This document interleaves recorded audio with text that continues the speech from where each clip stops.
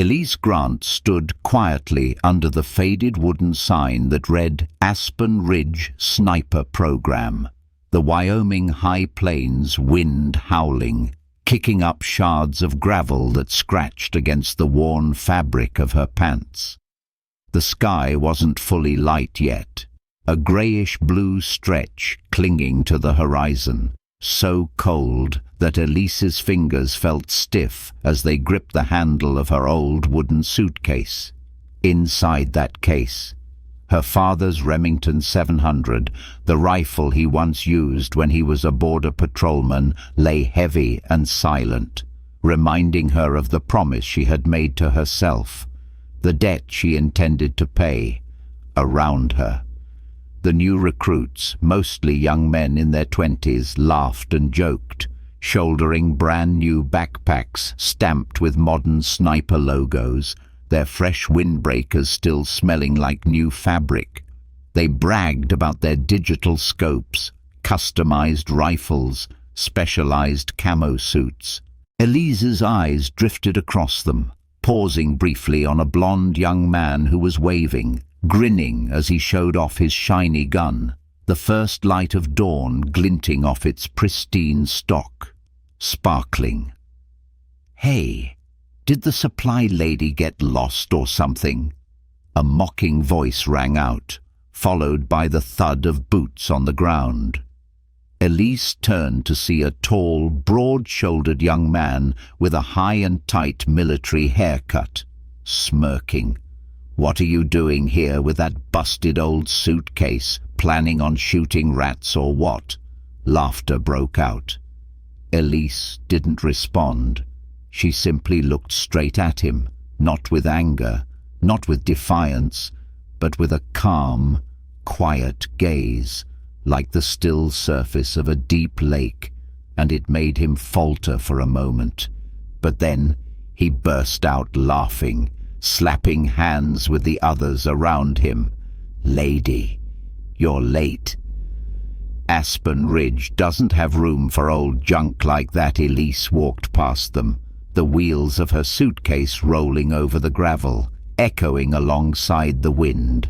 In her amber-brown eyes, there was no anger, but deep within lay a weariness no one else could see, the kind that comes from being underestimated too many times in a lifetime.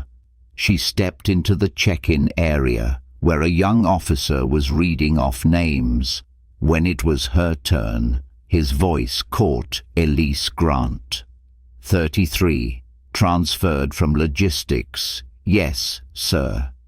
I'm here as a sniper candidate." Her voice was firm, steady. The officer looked up at her, then back down at the file, shaking his head slightly. "Here, speed is everything. I hope you won't waste our time." Elise nodded, clutching the small frayed notebook she kept close. Inside were hundreds of wind formulas, humidity readings, deviation charts, distances calculations she had taught herself, checked and rechecked over thousands of hours training alone in the woods behind the rundown cabin she lived in on the outskirts of town. Her father's old rifle had been with her through it all. Each bullet, each scope adjustment, each soft click of the trigger in the wind, all reminders of what he told her before he died. "Elise, never take a shot unless you know that bullet will go exactly where it's meant to. On the battlefield, mistakes don't have a way back."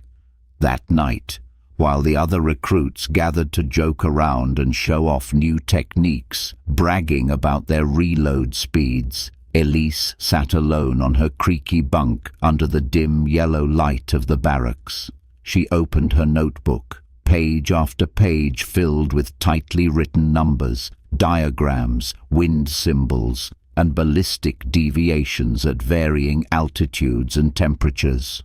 Outside, the wind howled through the mountains, carrying dry snow. Elise laid her hand on the pages, feeling the steady beat of her heart. Somewhere inside, an old wound still bled every moment she was cast aside for not being fast enough, for not looking like a sniper, for never fitting the standards others set. But that night, Elise made herself a promise. If this is my last chance, I'll live and shoot the way Dad taught me. Slow if I have to, as long as it's precise. She didn't know that in just a few weeks, the patience they mocked would save an innocent life, and a single shot from that old Remington would change the entire training system that had once failed her. Elise looked up, letting the cold moonlight spill across her face through the barracks window.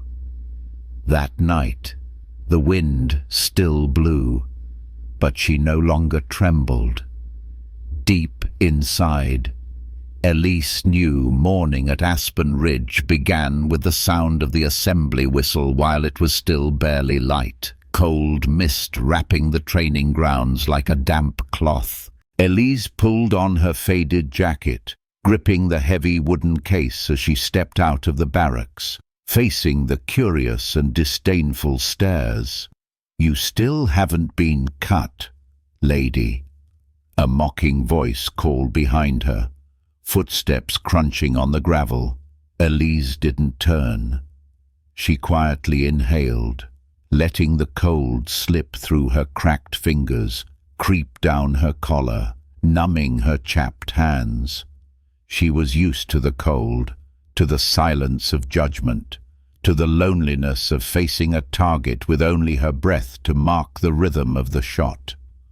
On the range, 12 white targets stood quietly in the fog, spaced from 200 to 800 yards, the wind shifting the small wind flags gently, waving like fingers reminding the shooters that the wind changed every second. Lieutenant Baker stood on a raised platform, his voice cutting through the loudspeaker. "This is a speed and accuracy test. 60 seconds per target, constant movement. Whoever hits all 12 targets in the fastest time will be prioritized in ranking." The clicks of rifles chambering rounds echoed, the sharp scent of gun oil filling the cold air. Elise opened her wooden case, lifting out the old Remington 700, gently running her hand down the barrel, adjusting the scope. Her hands shook slightly, but as they touched the cold metal, everything felt familiar again.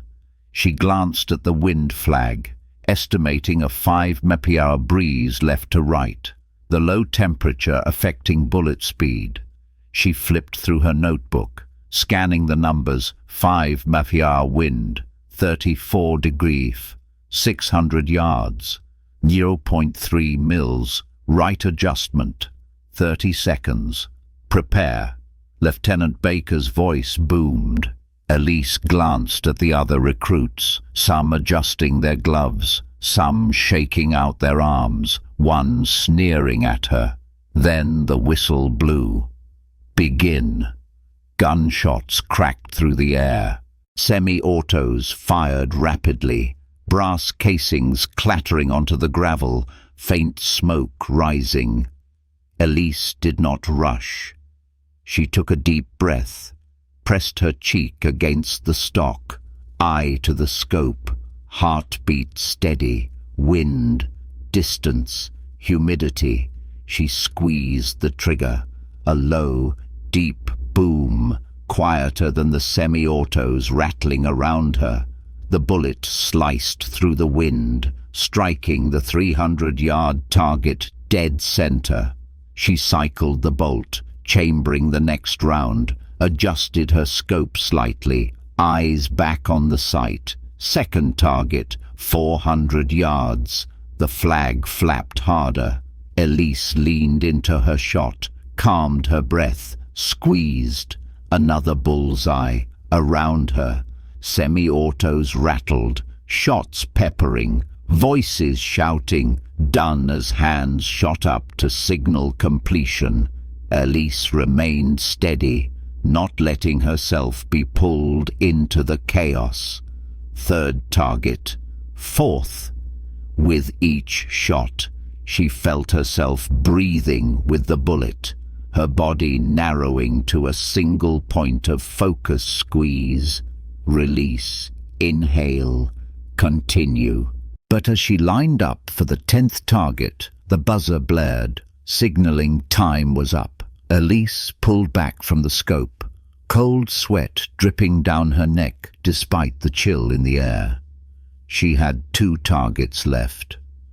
Lieutenant Baker walked down the line, checking scores. When he reached Elise, he bent down to inspect the targets. Perfect accuracy. Every shot, dead center. He looked up, his voice neutral. But you didn't complete all 12 targets. Disqualified. Elise stood up straight, nodding silently. Around her, a few mocking whistles cut through the air. Nice shooting, Grandma, but slow as molasses. She gripped her rifle strap tighter, head down, walking past the stares and smirks. Her cold hand clenched the notebook at her hip, humiliation burning in her chest. That night, Elise sat alone on her bunk, the dim light casting shadows across the pages filled with her handwritten notes. Her hands trembled as she turned each page, remembering the laughter, the sneers, and Lieutenant Baker's words, "Speed is everything." Outside, the wind gusted through the window crack, blowing out the small candle on the table. In the darkness, Elise closed her eyes, feeling the steady beat of her heart, reminding herself, maybe they're right, maybe I am slow, but at least every shot I take goes exactly where it needs to. What she didn't know was that the patience, the precision, the very things they saw as weakness would be the only things that could save a life, and would save her from the silent wounds they would never see. The day Elise was officially notified, she was dropped from the sniper program. Snow began to fall. The thin flakes melted on her faded jacket, turning into icy rivulets that slid down her neck, stinging as they soaked into her skin. Inside the command office, Lieutenant Baker pushed her file aside, his voice indifferent. "Accuracy is good, but your speed isn't up to standard. Aspen Ridge doesn't have room for those who can't keep up." Elise gripped the Remington strap, the wood creaking in her palm, her heart heavy and slow. "You can report to Armory Support starting tomorrow," Baker added, not bothering to look up. Elise stood still, letting each word fall like cold stones. The room was silent, the only sound the ticking of the wall clock. For a brief moment, she wanted to fight back, to slam her hand on the desk, to shout, "I didn't come here to stock shelves. I came here to fight," but her lips trembled, and the words never came out. Elise nodded, saluted by the book, and turned to leave, leaving behind the mixed looks of pity and satisfaction from the few who watched her walk by. Outside, the snow fell harder, sticking to the muddy footprints Elise left behind as she walked back to the barracks, each step stretching into a lonely trail. The wind tugged her hair across her face, sticking to the tears she could no longer hold back. So, this is it. The question echoed in Elise's mind as she sat curled up on her bunk, listening to the young soldiers laughing in the hallway outside. "Nice shooting, Grandma, but you're on cleaning duty for us now." Laughter burst out, then blended into the echoes of a ringing phone, the pounding of running boots in the hallway, the slam of a door as the wind swept through. Elise pressed her face into her hands, letting the tears slip through her fingers, warm for a moment before turning cold. She wasn't afraid of humiliation. She was afraid that her father's words had become meaningless. Never pull the trigger unless you're certain. But in this army, certainty wasn't what they wanted. They wanted speed. Elise understood that now, and it hurt.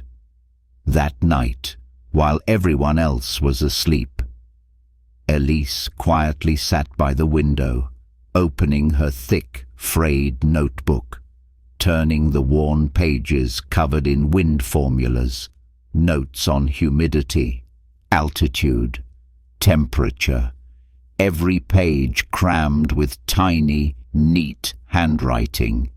Each page was hundreds of hours standing alone in the forest, in the cold, in the rain, practicing alone with that old rifle. Her trembling hand touched the faded blue ink her father once wrote. "Once the bullet leaves the barrel, you can't call it back. Do everything you can to make sure it goes where it needs to."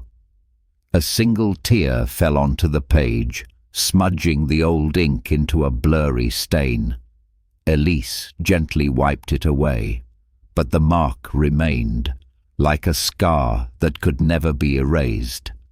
"Dad, I tried," Elise whispered, her voice hoarse. She closed the notebook and looked at the old Remington on her bed, the cold moonlight shining through the window onto the worn wooden stock, reflecting a faint glint of light. It was the only light in the dark room. The next morning, Elise slung her backpack over her shoulder and stepped out of the barracks, walking toward the armory, where an old wooden sign reading "Armory" hung crookedly, the American flag flapping beside it in the wind. On her way, she passed a group of young soldiers lining up for the range. One of them, the blonde kid who had once mocked her, let out a whistle and jeered, "Hey, lady! Make sure you clean my scope real good. Yeah, don't leave your fingerprints on it." Laughter rang out again, not loud, but enough to echo in Elise's ears like a tiny cut. She didn't stop, didn't react, walking past them with her head held high, her eyes empty yet deep, like a silent storm waiting to rise. The armory smelled of gun oil, metal, and the clicks of bolts being tightened. Sergeant Torres, the man in charge, was a big man, bald, with a scruffy beard and a gravelly voice. He glanced over Elise's file, then looked her up and down, his eyes holding no disdain, only observation, and a faint smile passed across his face. "Grant, I heard you're a good shot, but not fast enough." Elise nodded, standing at attention. "Yes, Sergeant." Torres waved his hand. "Here, we don't care if you're fast or slow. We need someone with eyes that can see, hands that can fix, and a heart patient enough to understand a gun." He looked directly at Elise and nodded gently. "Get to work." Elise set down her backpack, took out the old Remington, and began to clean it, checking every sight groove, every barrel joint, the scent of gun oil, cold metal, the faint smell of gunpowder. All of it was familiar, pulling her back to afternoons when her father taught her to disassemble and reassemble rifles in their old shed. amid the creak of bolts. Elise thought quietly, "If this is the only place left for me, I will stay, but I will not forget why I came here." At the end of her first day in the armory, Elise wiped her hands and looked through the frosted glass, watching the recruits returning from the range, sweat soaking their backs, smug smiles on their faces, laughter and teasing echoing as they walked by. Elise laid her hand on the now clean Remington, and inside her a promise rose. One day, I'll prove to them that speed isn't everything. One day, only a single, precise bullet will save a life. She didn't know that day would come sooner than she thought, in a situation no one would expect, when an innocent life would hang in the balance, and that it would be that old Remington and the slow woman they mocked. That would become the last hope. Days in the armory passed quietly, like steady breaths in the cold nights. But Elise no longer felt useless. She grew accustomed to the scent of gun oil on her hands, the soft clicks of barrels being removed, wiping away every speck of dirt on scopes, adjusting each tiny screw until it clicked perfectly into place. And she realized something. Those who mocked her, the fastest shooters, were the ones who brought their rifles in for repairs most often. One morning, while Elise was checking a jammed Barrett M82, the blonde recruit who had mocked her walked in, slamming his semi-auto on the table. "Hey, clean it up." "Yeah, got a bit sandy yesterday." His voice was still confident, but Elise noticed he avoided her gaze.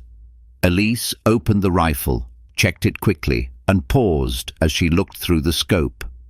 There was a tiny scratch on the inner lens, offset by 0.2 mil to the right, enough to cause a bullet to drift 5 inches at 600 yards. She quietly noted it in her notebook.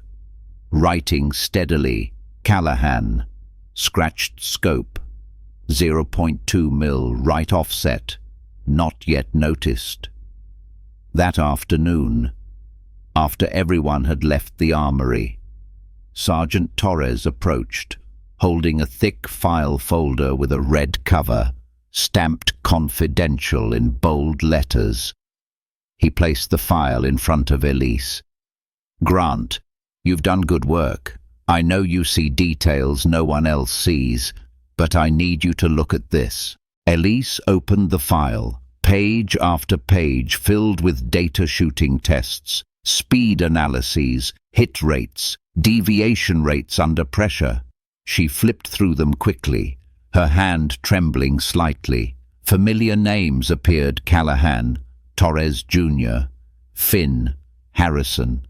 All of them had high hit rates when shooting fast, but the deviation under pressure column was bright red, with numbers no one wanted to see: +6 inches, +8 inches, even +12 inches at 500 yards. Elise looked up, her amber-brown eyes glowing strangely. They're fast, but when the wind shifts or when they're under stress, they miss, by a lot. Torres nodded, his gravelly voice low. But the higher-ups don't want to see those numbers. They want speed. They need demonstration clips, performance reports. They need the fastest shooters. Elise gently laid her hand on the file, a wave of helplessness flooding her.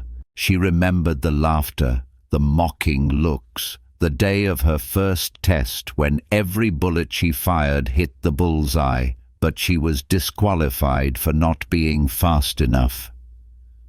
"So, speed matters more than lives," Elise whispered, looking out the window where the afternoon sun cast a pale yellow stripe across the range.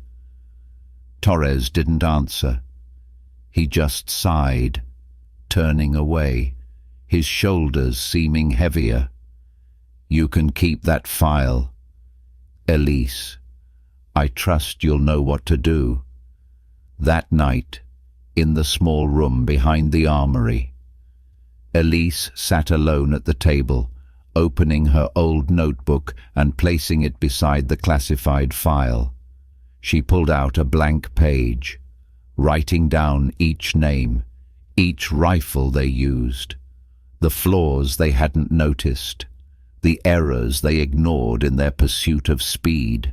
She drew lines with a ruler and pencil, creating a graph: high speed, high miss rate; moderate speed, higher accuracy; slow speed, perfect accuracy. "They don't know, but I do," Elise whispered.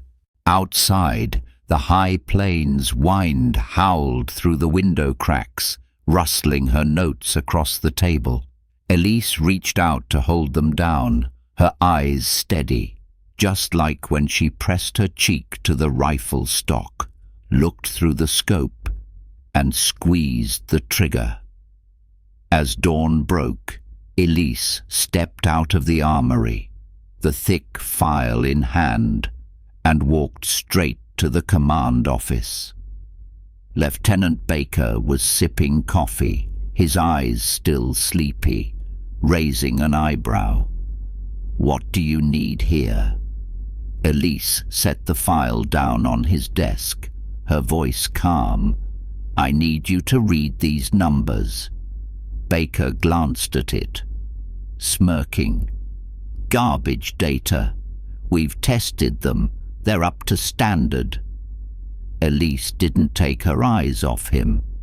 "They're up to standard on paper, but in the field they'll miss, and the ones who will die are their teammates, or innocent civilians." Baker set down his coffee cup, his voice deepening. "You challenging the system?" Grant Elise took a deep breath. "I'm not here to challenge. I'm here to stop a bullet from killing the wrong person." Baker stood, stepping closer, looking directly into Elise's eyes, his gaze flashing with a mix of anger and hesitation. The moment stretched like a century. Then he flicked his hand, shoving the file back toward her. "Get out of my office." Elise picked up the file, hugging it to her chest, turning to leave, hearing the door click shut behind her. Her steps were slow, but her eyes no longer empty. That evening, sitting alone in the quiet armory, the sound of insects buzzing in the high plains night, Elise wrote a single line in her notebook, the letters strong and clear. "Speed is a tool. Precision is a principle. When lives hang in the balance, principles save people." She set down her pen, looking out the window at the stars shimmering in the deep black sky. Somewhere in the night, Elise felt her father smiling, as if to say, "You understand now." But she didn't yet know that an unexpected evaluation was about to take place at Aspen Ridge, that a system error would place an innocent life in danger, and that only her old Remington and the patience they mocked would save them with a single, precise, timely shot. 3 days after her failed conversation with Lieutenant Baker, an urgent announcement echoed across Aspen Ridge: prepare for high-level tactical evaluation under the supervision of Colonel Monroe. The news spread like wildfire, bringing with it whispers, hurried footsteps, the clicks of weapons being checked throughout the hallways. Colonel Monroe, known as the inspection blade of the military, would oversee the training effectiveness here, determining whether funding would be cut or continued, meaning the very survival of Aspen Ridge was hanging by a thread. That morning, Elise stood inside the armory, her eyes looking through the glass window out at the training grounds being prepared.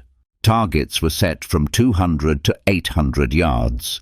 Armored vehicles pulled barriers into place. Loudspeakers barked orders. Simulated smoke was pumped across the range, creating pale grey clouds. The young soldiers eagerly adjusted their straps, loaded their rifles, laughing with each other, confident that speed would save them. Within their laughter, Elise saw hidden fear, someone blinking rapidly at the sound of the assembly whistle, another's hands shaking slightly while loading a magazine. Colonel Monroe arrived in an old military jeep, tall, silver-haired, with sharp eyes. He stood on a wooden platform, scanning the training grounds. "Today, you will show why Aspen Ridge exists." Lieutenant Baker whispered something to Monroe, glancing at Elise, standing in the distance. The colonel did not look at Elise, but nodded slightly. The evaluation began. "Begin." The whistle shrieked. Gunfire roared. Brass casings clattered on the stone ground. The scent of gunpowder thick in the cold air. Elise peered through her binoculars, holding them steady, observing each shooter. Callahan, the blonde recruit, was still as fast as ever, loading, aiming, firing, moving, reloading, firing again. His gunshots were steady, his speed impressive. But Elise saw the wind flags shift direction, from left to right to now against them, gusting harder, around 12 mph. The wind had changed and he hadn't noticed. Elise held her breath, watching as Callahan fired, seeing the dust kick up 6 inches off target, then 8 inches, each shot drifting farther as he started to rush, failing to check the wind, failing to adjust his scope, no one stopping him. Elise felt her heart tighten. Suddenly, something went wrong. A simulated target glitched, failing to drop when hit, its red light continuing to flash at around 600 yards. Right next to where a maintenance worker was checking the smoke machine, unaware he was standing in the line of fire. The wind picked up, gusting harder, blowing smoke across the range and obscuring the view. Callahan, for a split second, saw the flashing red light flickering through the smoke, assumed the target hadn't dropped, raised his rifle, chambered the next round, finger tightening on the trigger, ready to fire. All of this happened in 3 brief seconds. The maintenance worker bent down to check a cable, just feet away from the glitched target. Callahan was already aiming. The wind had shifted. The distance was great, the risk of drift high. If the shot missed, it would pass straight through an innocent man. Elise tossed her binoculars aside, lunging toward the rack, dragging out her old wooden case, snapping it open. The Remington 700 lay waiting, its cold metal catching a glint of light. Her hands shook, but the moment she touched the stock, everything fell quiet. The thump of her heartbeat in her chest, the wind whistling through the crack in the window, the familiar scent of gun oil. Her left hand made a fine adjustment on the scope, her eye falling into the sight picture. The wind flag was bent hard. Elise estimating 12 mph, a 0.7 mil drift to the left, 400-yard distance, 1.5 mil drop for the angle. She saw Callahan through the scope, saw his finger tightening on the trigger. There was no time. "I'm sorry," Elise whispered. She squeezed the trigger. A deep, muffled boom, the bullet screaming through the air, covering 400 yards in under a second, slamming directly into the barrel of Callahan's rifle. Boom! The rifle flew out of Callahan's hands, knocking him backward, his shot veering off, burying itself in the dirt nearly 2 feet from the glitched target. The range fell into a dead silence. Smoke curled up from the broken remains of Callahan's rifle as he lay stunned on the ground, his eyes wide, hands trembling as he reached for the shattered weapon. Colonel Monroe spun around, eyes sharp as knives, scanning for the source of the shot. Elise lowered the Remington, exhaling, her entire body shaking, her eyes burning, cold sweat running down her temple in a steady stream. She stepped out of the armory, still holding the rifle, walking steadily out into the middle of the range, where every eye turned toward her. No one said a word. The wind still blew, the American flag snapping above them. Callahan sat up, his gaze filled with fear and shock as he stared at Elise. Elise stopped in front of Colonel Monroe, her voice calm. "Reporting, sir. I fired that shot." Colonel Monroe didn't speak, only watched her, his gaze scrutinizing her before flicking to Callahan as he was helped to his feet. "Reason." Elise tightened her grip on the rifle, looking him straight in the eyes. The wind shifted. The target glitched. Visibility was poor.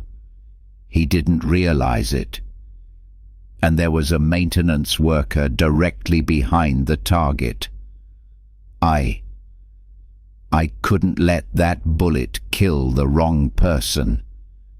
In that moment, Elise felt every sneer, every mocking laugh, every time she'd been kicked off the range melt away.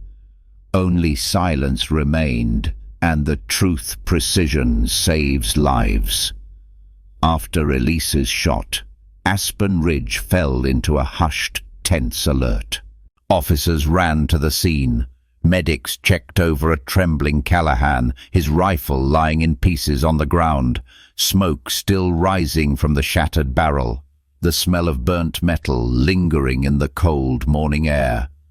Elise stood there, rifle resting on her shoulder, her eyes steady, the wind lifting her hair, her face pale but her gaze locked on Colonel Monroe.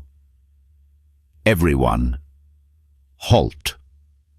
Colonel Monroe's voice cut across the range, sharp as a blade. He stepped forward, his steel-grey eyes sweeping over Elise from head to toe. "Ms. Grant, hand over your weapon." Elise slowly removed the magazine, engaged the safety, and handed the Remington 700 to the colonel with both hands, her eyes never dropping. "I'm ordering you to report to the security investigation room immediately." 2 military police officers appeared, one younger, tense, the other older, with unreadable eyes, flanking Elise. She nodded, following them, her boots hitting the stone floor with dry, echoing thuds in the silence.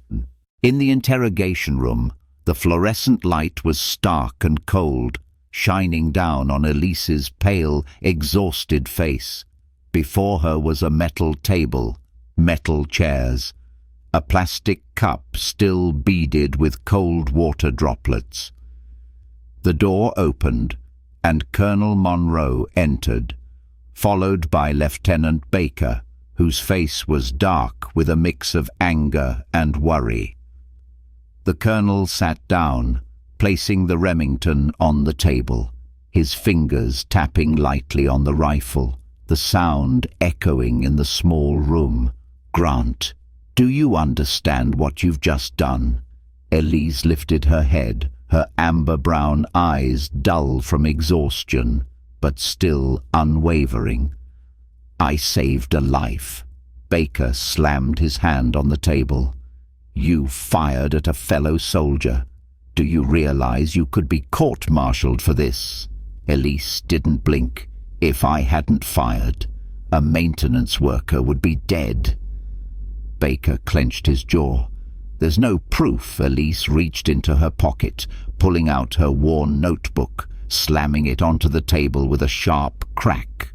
"The wind shifted. I recorded it. I observed the drift, the distance, the wind speed, the glitched target position, the worker's location.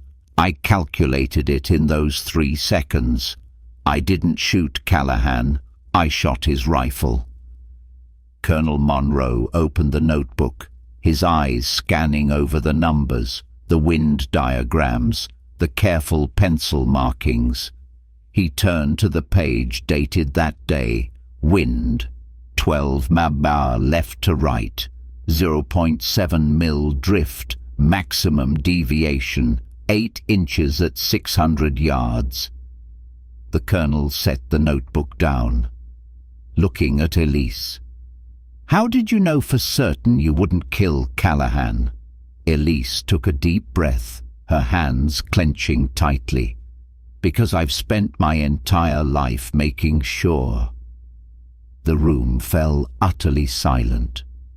Only the hum of the ventilation fan could be heard, Elise's eyes meeting the colonel's cold, sharp gaze. Baker started to say something, but the colonel raised a hand to stop him, standing, taking the Remington in hand, walking out of the room without a word.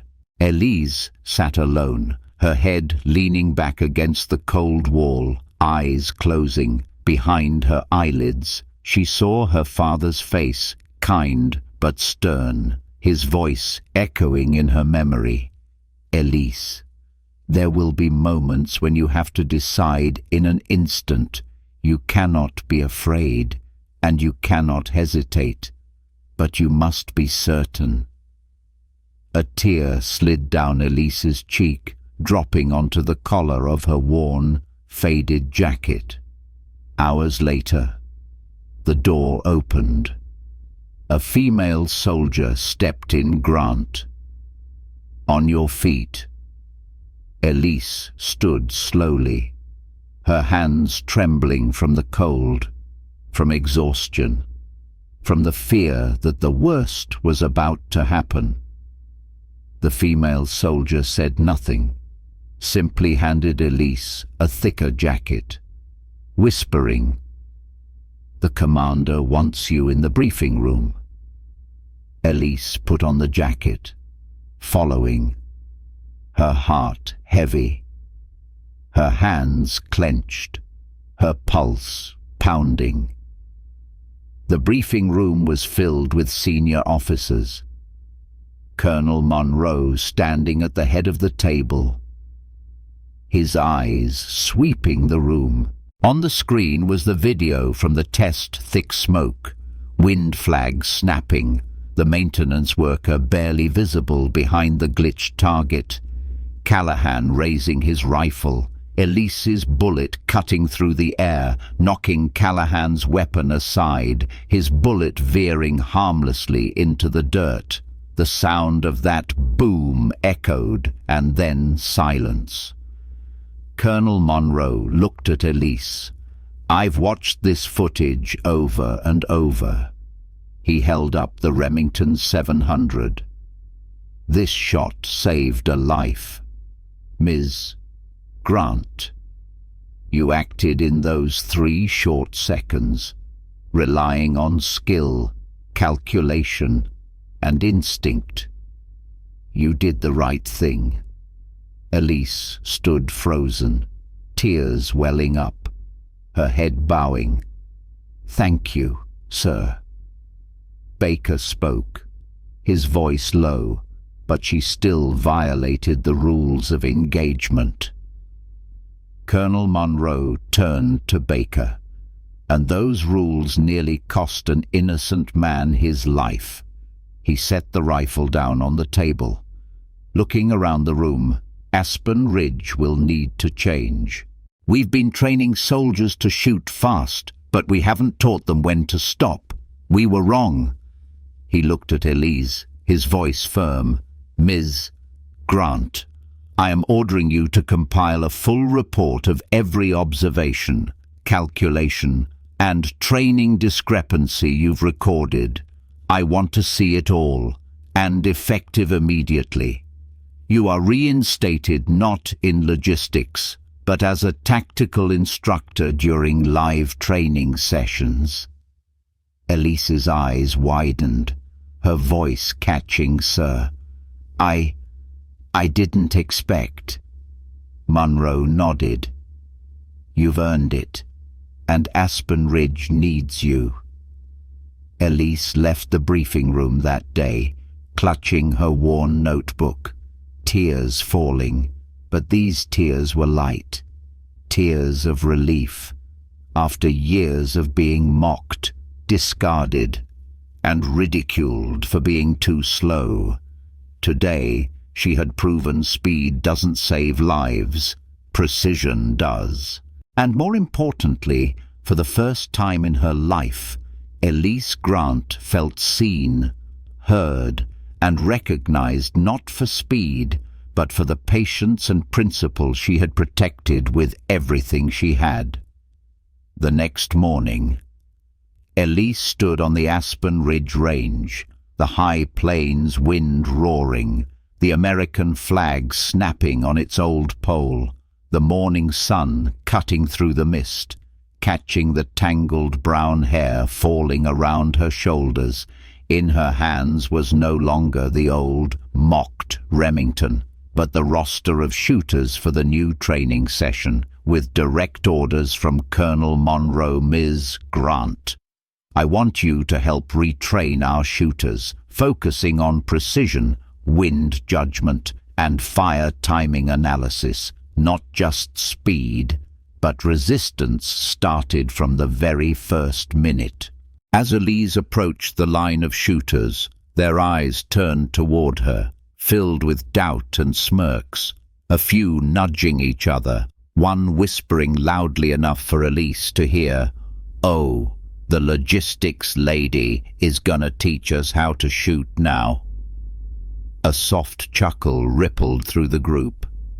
Elise stopped, her quiet gaze sweeping over each face, pausing on Callahan, the blonde soldier whose rifle she had shot, who now looked down, avoiding her eyes.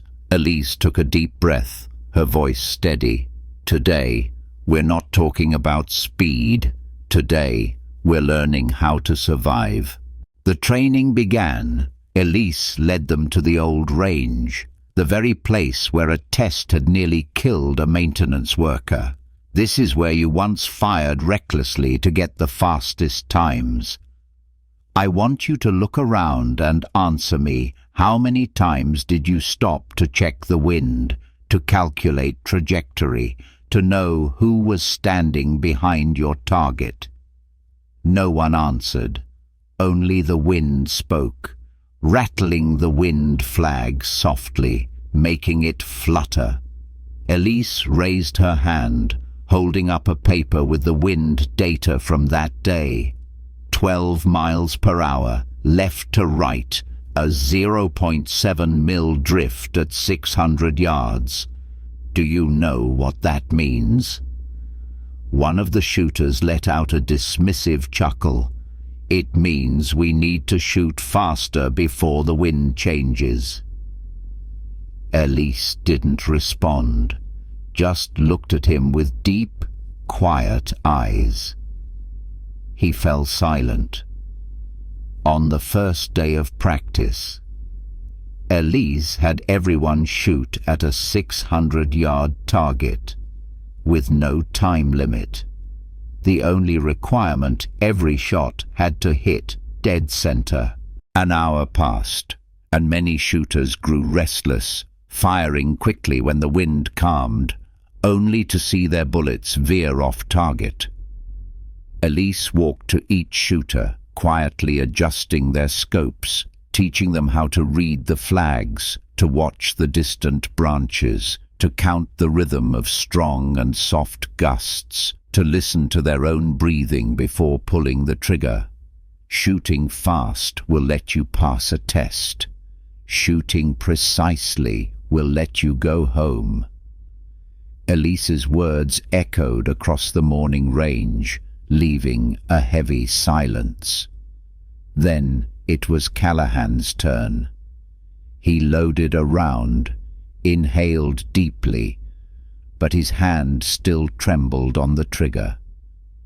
Elise stood behind him, saying nothing, only watching.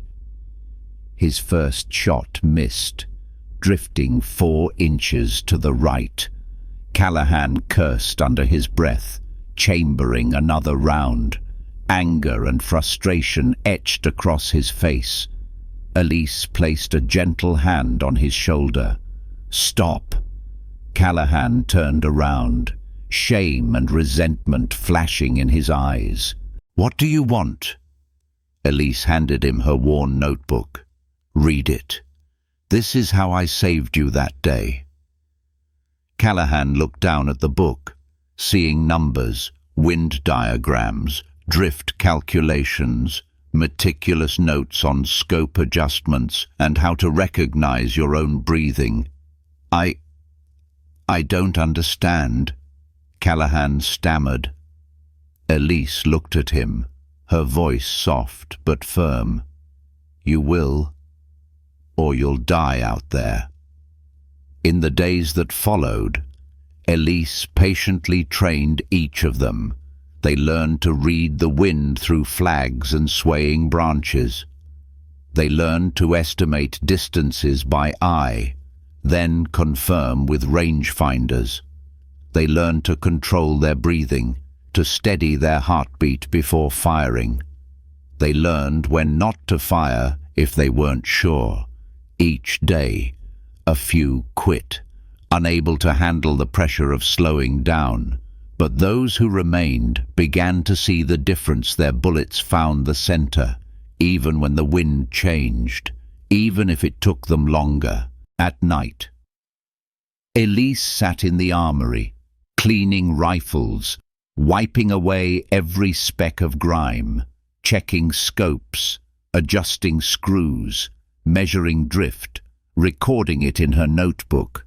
Callahan walked in, quietly standing by. "You're still here?" he asked softly. Elise didn't look up. If the rifle isn't precise, the bullet won't go where it needs to.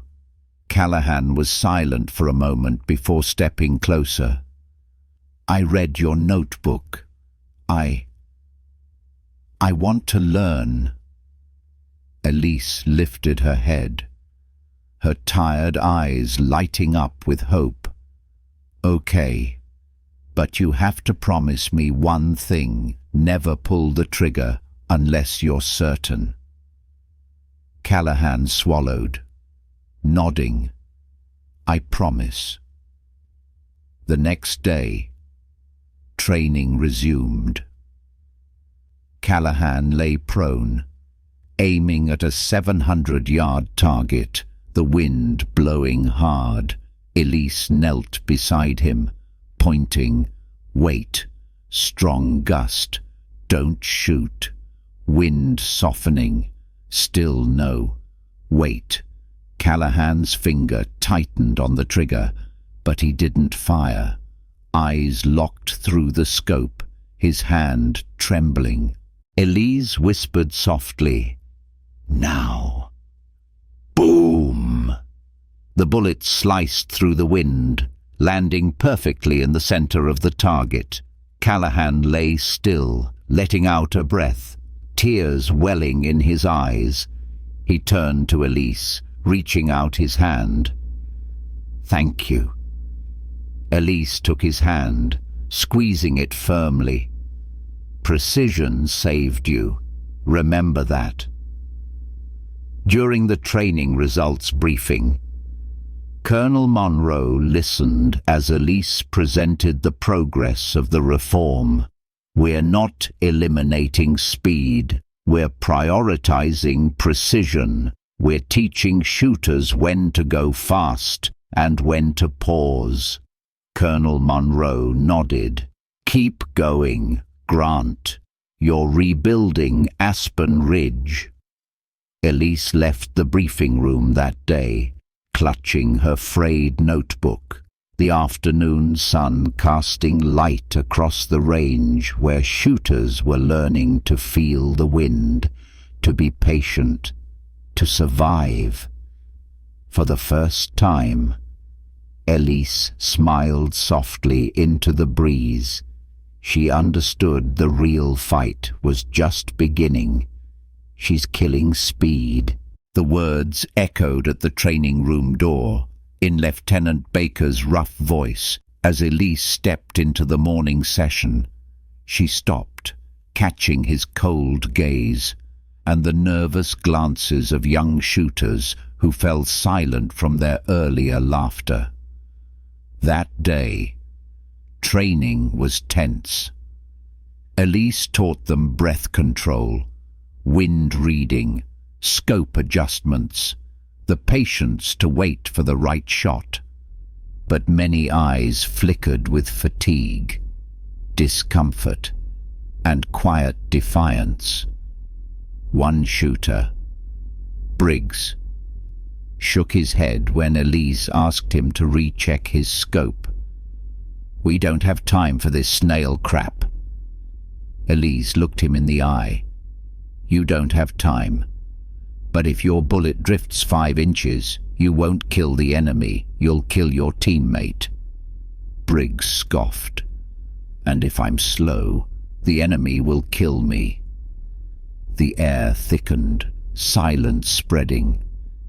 Elise took a deep breath, nodding. "I'm not asking you to be slow. I'm asking you to know when to be fast and when to slow down." But she knew some of them wouldn't listen. That evening, Elise returned late to the armory, adjusting rifles, logging drift data. The door burst open, Callahan stepping in, his eyes anxious. "Elise, do you know what they're saying?" Elise looked up, exhausted. "I can guess." Callahan sat down on a wooden chair across from her. "Briggs, some others. They're saying you're weakening Aspen Ridge.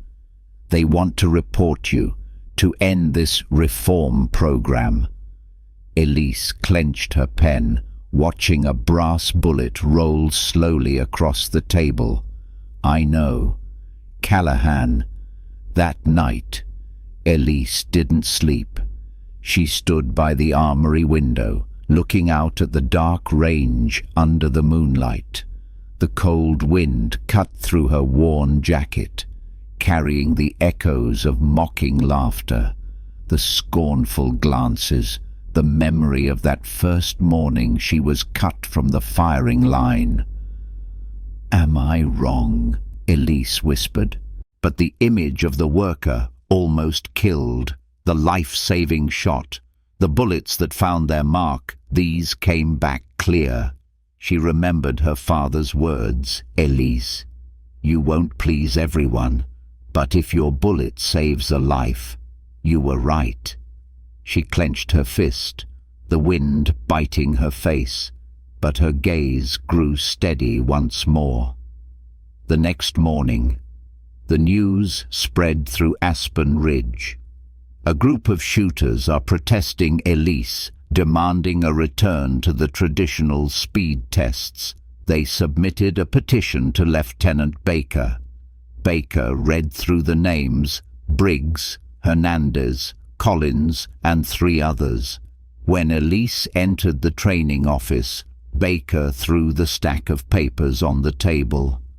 "Grant, they don't believe in your method. They say you're killing speed, killing the fighting spirit." Elise looked at the papers. her voice calm. "They have the right to say that." Baker braced himself against the table. "So you're giving up?" Elise lifted her amber-brown eyes to meet his. "No." Baker paused, his gaze complex, before sitting down with a sigh. "They're demanding a retest to prove your method is worthless." General Daniels stepped out, tall, upright, silver hair cut close, eyes sharp as he scanned the range.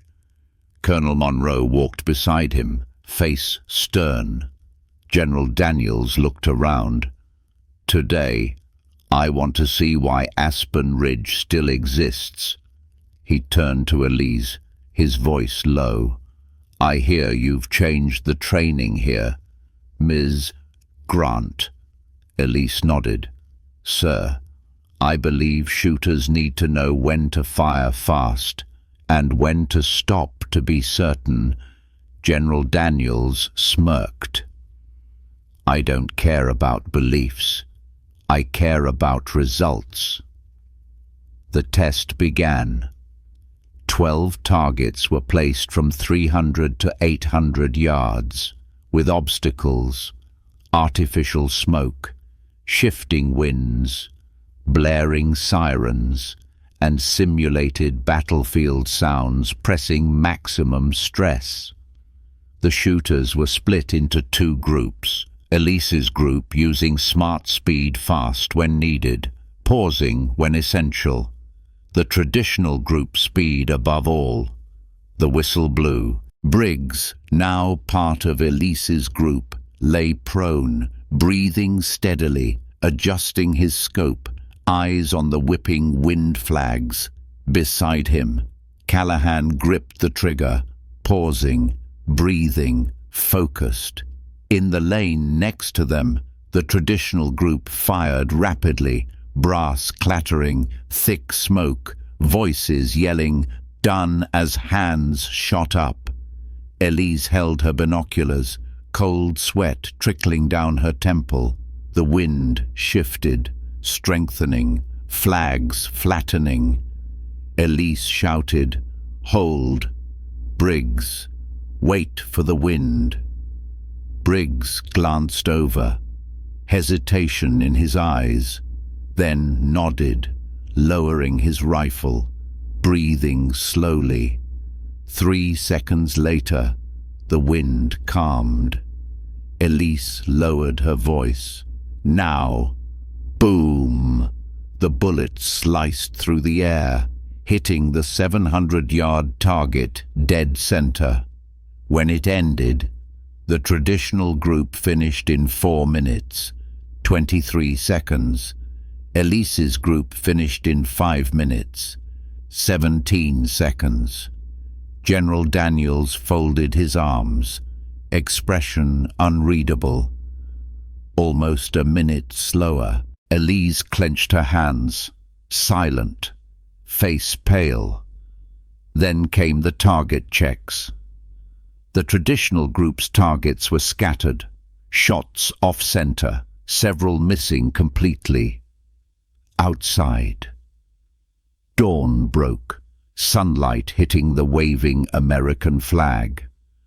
Elise smiled softly, stepping out of the room, blending into the flow of soldiers walking down the long hallway, her eyes glinting with faith. And Elise's story didn't close with noisy glory, but with bullets flying true, lives saved, soldiers returning home, and a new generation of shooters carrying the legacy of precision onto the battlefield to protect life. If you are hearing this story, remember, courage isn't about pulling the trigger the fastest. It's about having the strength to pause and ensure your bullet saves a life, not takes the wrong one. That is when you become a true soldier.